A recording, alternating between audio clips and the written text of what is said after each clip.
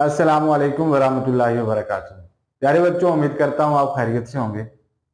हमने chapter 2 start किया हुआ है डिफरेंशिएशन। इसकी हमने 3 एक्सरसाइज पढ़ ली हैं।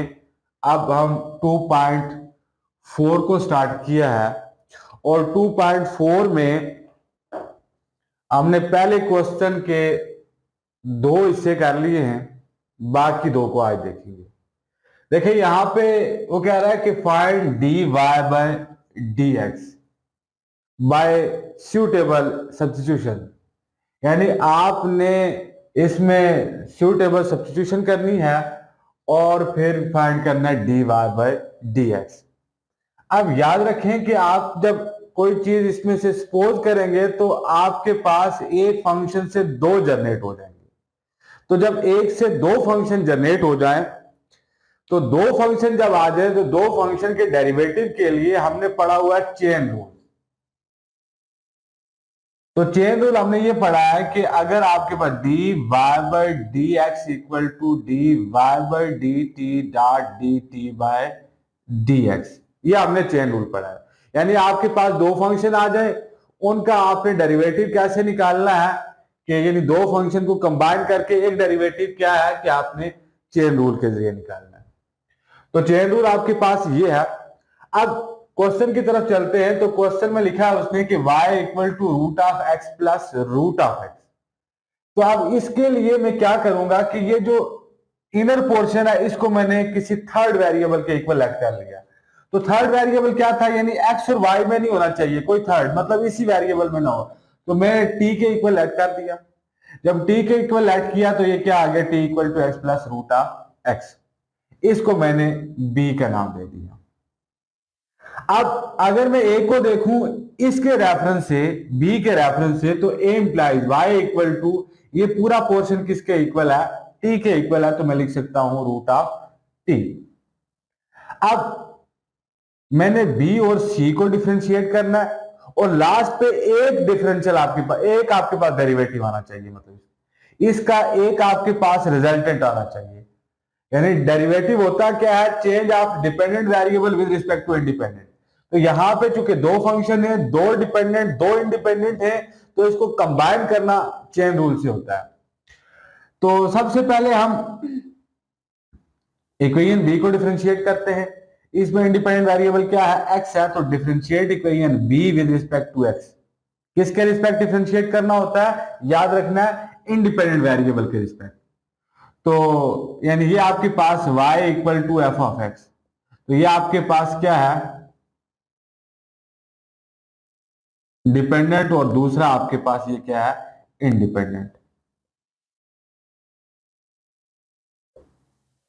अब यहां पे मैंने डिफरेंशियल दोनों तरफ अप्लाई कर दिया। ये d by d x equal to d by d x into दोनों, इधर टी आ गया, इधर x plus root of x. अब इसके साथ अलग से ऑपरेटर यूज कर दिया, इसके साथ अलग से ऑपरेटर यूज कर दिया। तो D x by d x ये आ गया, और यहां पे ये चूंकि रूट है तो रूट की वैल्यू आपको पता है 1/2 होती है। मैंने जस्ट क्या लिख दिया, 1/2। अब dx बाई डी एक्स ये कैंसिल हो जाएगा, 1 आ जाएगा, प्लस पावर शुरू में, पावर में एक कमी, और डेरिवेटिव ऑफ इनर। यानी यहां पे मैंने लिखा हुआ भी है ये कि पावर रूल क्या है, कि पावर रूल क्या है, पावर शुरू में, पावर में एक कमी, और डेरिवेटिव ऑफ इनर। यानी इस वक्त तक हमने जितने रूल पढ़े, एक पावर रूल पढ़ा, दूसरा क्वोशंट रूल पढ़ा है, तीसरा प्रोडक्ट रूल पढ़ा है, चौथा कांस्टेंट का डेरिवेटिव पढ़ा है, और पांचवा ये रूल है आपके पास क्या, चेन रूल। तो यहां पे चूंकि पावर रूल यूज हो रहा था तो मैंने साथ में मेंशन भी कर दिया कि पावर रूल क्या है। तो पावर शुरू में, पावर में एक कमी, और डेरिवेटिव ऑफ इनर, यानी पावर के अंदर की जो वैल्यू है। अब क्या होगा, 1 उसी तरह से, 1/2 भी उसी तरह से, एक्स की पावर 1/2 माइनस 1। इसको अगर आप एलसीएम ले लें तो 2 एलसीएम आ जाएगा, 1 minus 2 which is equal to -1/2। तो ये आपके पास -1/2 आ गया। अब क्या होगा, which is equal to 1 plus, अब ये नेगेटिव है ऊपर, तो नीचे आके क्या हो जाएगा, पॉजिटिव हो जाएगा। नहीं, इसको नीचे ले आए तो क्या होगा, पॉजिटिव हो जाएगा। अब यहाँ पे 1/2 है, तो इस 1/2 की जगह मैं क्या लिख सकता हूं, बाकी सारी वैल्यू उसी तरह, 1/2 की जगह मैंने क्या लिख दिया, रूट लिख दिया। अब क्या है कि यहाँ पे देखो 2√(x) एलसीएम आ जाएगा, तो एलसीएम क्या होता है कि इधर भी मल्टीप्लाई होता है, इधर भी। जब इधर मल्टीप्लाई होगा तो 1 के साथ मल्टीप्लाई होगा, तो ये 2√(x) उसी तरह से आ जाएगा, और प्लस ये 2√(x) और 2√(x) कैंसिल हो जाएगा, तो आपके पास क्या बचेगा, 1 बच जाएगा। तो यानी dt/dx आपके पास ये आ गया। अब ये कौन सी इक्वेशन को डिफरेंशिएट किया, इक्वेशन बी को। अब हम डिफरेंशिएट करते हैं इक्वेशन सी को। तो डिफरेंशिएट इक्वेशन सी, इसमें इंडिपेंडेंट वेरिएबल क्या है, टी है। तो differentiate equation C with respect to t. तो dy/dt equal to d/dt into t की पावर रूट है, तो मैंने 1/2 लिख दिया पावर में। तो अगेन पावर रूल, तो आपको पावर रूल पता होना चाहिए। पावर रूल क्या होता है कि पावर शुरू में पावर में एक कमी और डेरिवेटिव ऑफ इनर, यानी पावर शुरू में पावर में एक कमी और डेरिवेटिव ऑफ पावर के अंदर की जो वैल्यू होती है dx/dx। अब क्या होगा कि यहां पे हमने वही लगाया, पावर शुरू में पावर में एक कमी और derivative of inner. Derivative of inner, inner क्या है, यहाँ पे टी है, तो टी का विद रिस्पेक्ट टू टी 1 होगा। अब 1/2 इसी तरह से x की पावर 1/2 -1 आ जाएगा। अब ये माइनस है, तो नीचे आके क्या हो जाएगा, तो यानी पावर यहाँ पे नेगेटिव है, नीचे आके क्या हो जाएगी, पॉजिटिव। और पॉजिटिव यानी टी की पावर क्या है, 1/2। तो 1/2 की जगह मैं क्या लिख सकता हूं, रूट लिख सकता हूं, यानी 1/2 √t। लेकिन आप देखें यहाँ पे आपके पास फंक्शन टी में आ गया। जब टी में आ गया, लेकिन हमारा जो क्वेश्चन है वो एक्स में है, तो हम इसको दोबारा से कन्वर्ट कर देंगे एक्स में। तो टी की वैल्यू क्या है, टी की वैल्यू हमने लेट की हुई है x+√(x), वही हमने टी की जगह उसकी वैल्यू पुट कर दी। According to chain rule dy/dx equal to dy/dt dot dt/dx। अब dy/dt अभी निकाला 1/2 √(x+√(x) डॉट dt/dx, ये निकाला हुआ है। dt/dx क्या है, dt/dx है 2√(x + 1/2√(x), तो हमने वो कंप्लीट वैल्यू पुट कर दी उसकी। तो अब इसको इसके साथ मल्टीप्लाई कर दो, इसको इसके साथ, तो ये उसी तरह से आ गया। ये 2 और √(x) मैंने पहले लिख दिया और बाद में ये टर्म। तो यही आपके पास dy/dx को पूछ रहा था, जो कि हमने निकाल दिया। नेक्स्ट क्वेश्चन है y equal to a√(a + x divide by a - x। तो अब इस क्वेश्चन को देखें तो इस वक्त तक जो हमने पढ़ा भाई पोजीशंस के लिए, तो उसमें हमने ये चीज देखी कि कोई भी पावर है उसका इनर पोर्शन हम लेट कर रहे थे।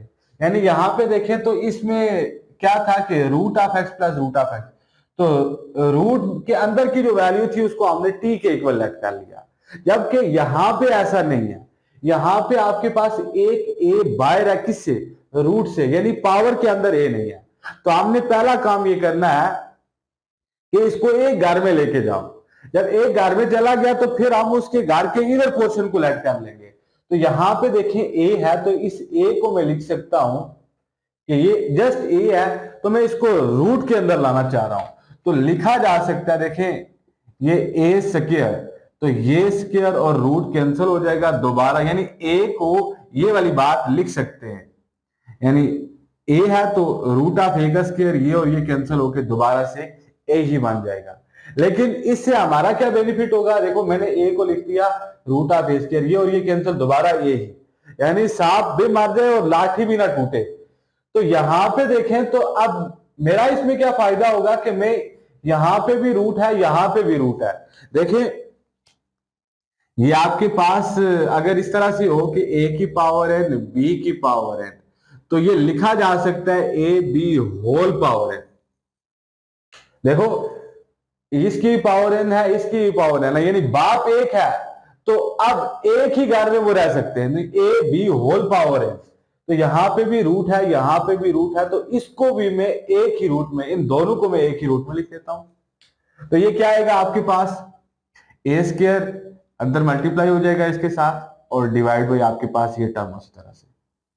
अब क्या होगा कि इस ए को हम फर्दर मल्टीप्लाई कर दें, तो ये a² डॉट a³ हो जाएगा, फिर a² dot x a² x, और डिवाइड बाई ये टर्म उसी तरह से। और इसको मैंने ए का नाम दे दिया। अब देखो ये जितनी भी आपके पास वैल्यू है ये कंप्लीट एक पावर के नीचे आ गई। यानी पावर क्या है कि यहां पे देखें ये रूट है और रूट की वैल्यू आपको पता है 1/2 होती है। अब यहां पे इस पावर के इनर पोर्शन को आप लेट कर दें किसके इक्वल, टी के इक्वल। तो हमने टी के इक्वल लेट कर लिया। अब ये आपके पास टी के इक्वल आ गया तो बी की रू से ए क्या बनेगी इक्वेशन।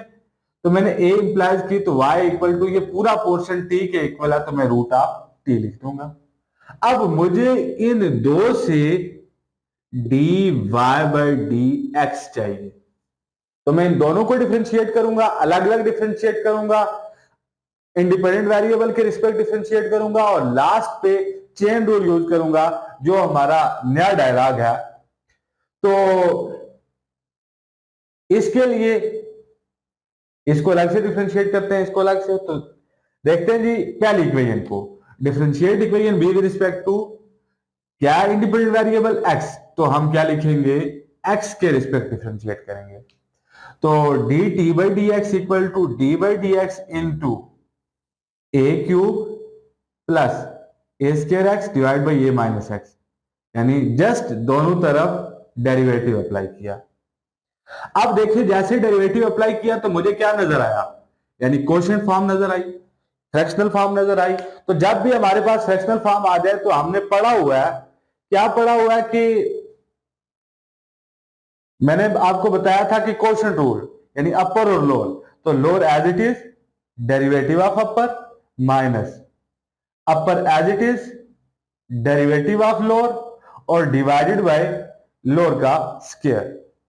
तो ये आपके पास क्वोशिएंट रूल है। तो देखिए lower as it is derivative of upper minus upper as it is derivative of lower और डिवाइडेड बाय लोअर का स्क्वायर। तो आपने ये जस्ट फार्मूले में वैल्यू पुट की। अब यहां पे देखें तो ये a माइनस एक्स उसी तरह से हमें पता है कि कांस्टेंट का जो डेरिवेटिव होता है यानी d by d x of c, constant का याद रखना डेरिवेटिव क्या होता है, जीरो। तो यहां पे देखें ये ए क्यूब था यानी कांस्टेंट था तो ए क्यूब का रिजल्ट क्या आ गया, जीरो, यानी डेरिवेटिव उसका जीरो।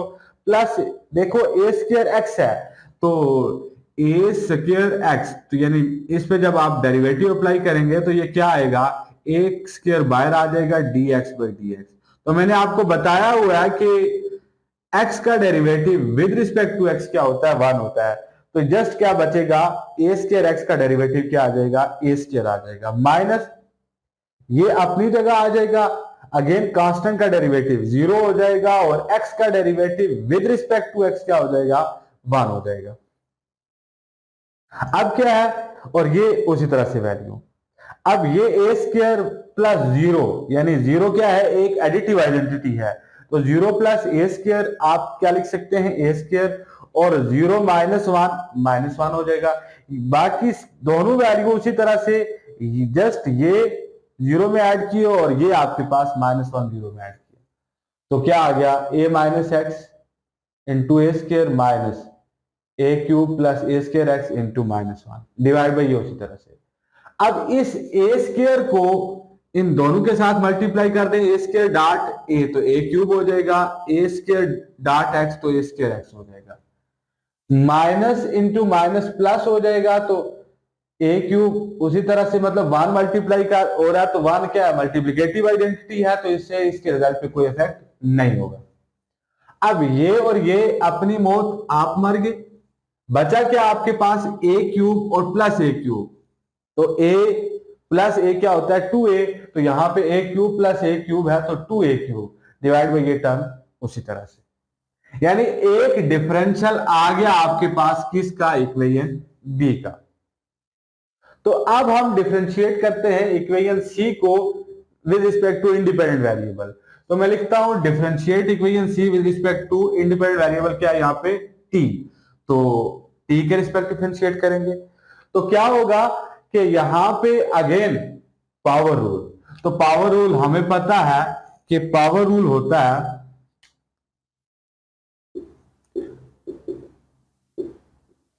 पावर शुरू में पावर में एक कमी और डेरिवेटिव ऑफ इनर। तो यही बात यहां पे भी हमने यूज की, यानी आपके पास टी रूट ऑफ टी था, मैंने क्या लिख दिया, टी की पावर 1/2 लिख दिया। तो पावर शुरू में, पावर में एक कमी, और डेरिवेटिव ऑफ इनर पावर के अंदर क्या था, T D t by d T.